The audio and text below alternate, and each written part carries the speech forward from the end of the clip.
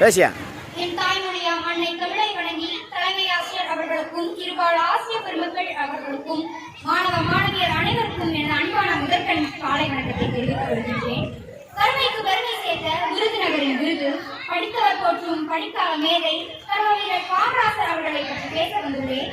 குமாரசாமிக்கும் சிவகாமி அம்மையாருக்கும் 1903 ஜூலை 15 விருதுநகரில் பிறந்தவர். கடையில் வேலைக்கு சென்று கொண்டிருந்தார். ஏனென்றால் குடும்ப வறுமையின் காரணமாக வேலைக்கு சென்று கொண்டிருக்கும் போதும் பல தலைவர்களின் சொற்பொழிவுகளை கேட்டு அரசியலில் ஈடுபட ஆர்வம் ஏற்பட்டது. அவரின் சிறுவயதில் ஏற்பட்ட தாக்கத்தால் தான் வாழ்வில் பெருவியர்வை தொட காரணமாக இருந்தது. தனது 16வது வயதிலேயே ராஜாஜி பேச்சால் தாக்கம் பெற்று இந்திய தேசிய காங்கிரஸில் சேர்ந்தார். கல்கடை போராட்டம், வெள்ளையனை வெளியேறு, வேதாந்திய உப்பு போராட்டம் என பல்வேறு போராட்டங்களில் தன்னை ஈடுபடுத்தி 9 ஆண்டுகளுக்கும் மேலாக சிறையில் அடைபட்டு கிடந்தார்.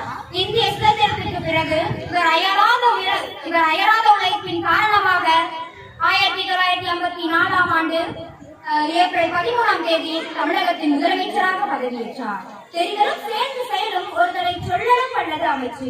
ஒரு செயலை செய்ய என்னென்ன திட்டங்கள் இருக்கின்றன என்பதை ஆராய்ந்து அதன் தெளிவு பெற்று அதன் பின் அதை செயல்படுத்தக்கூடிய திறமை பெற்றவர்தான் மிகச்சிறந்த அமைச்சர். அப்படிப்பட்ட அமைச்சர் காமராசர் தான். அவர் செய்த 9 ஆண்டு ஆட்சிதான் தமிழகத்தின் பொற்காலம் என எல்லோராலும் போற்றப்பட்டு வருகிறது.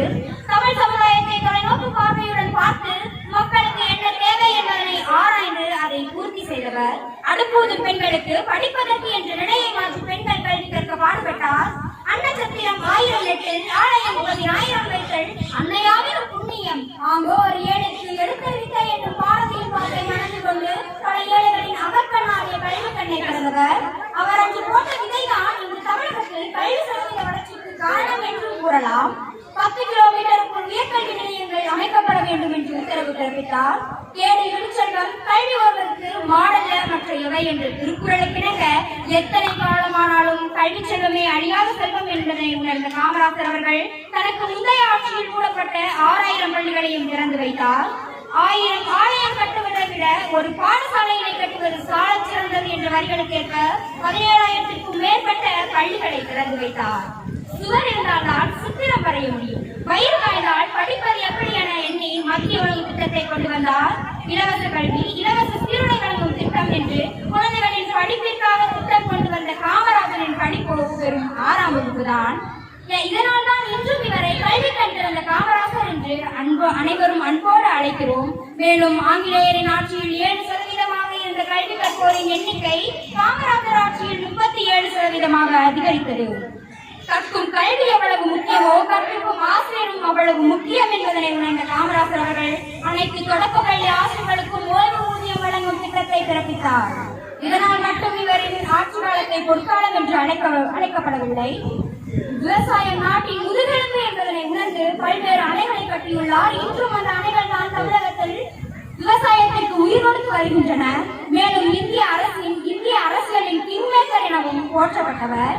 நாட்டின் பல்வேறு தொழில்கள் பெருக சிறுச்சாலைகள், காகித ஆலைகள், நூற்பு ஆலைகள் முதலிய தொழிற்சாலைகளையும் கொண்டு வந்தார்.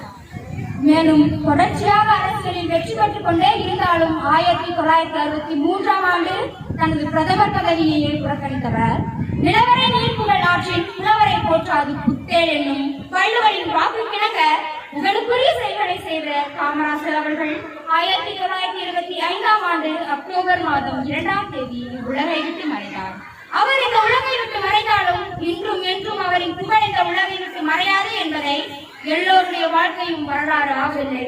வரலாறாய் ஆனவர்கள் தனக்காக வாழ்வதில்லை என்ற ஈரடி பொன்மொழியில் கூறிவிடலாம். எனவே வருங்கால பாரதத்தின் தூண்டலாகிய நாம் அனைவரும் காமராஜரை நம் வாழ்வில் எடுத்துக்காட்டாக கொண்டு வாழ்வில் உயர்வடைவோம் என்று கூறி எனது சிற்றுரையை முற்றுரையாக்கி விடைபெறுகிறேன். நன்றி, வணக்கம்.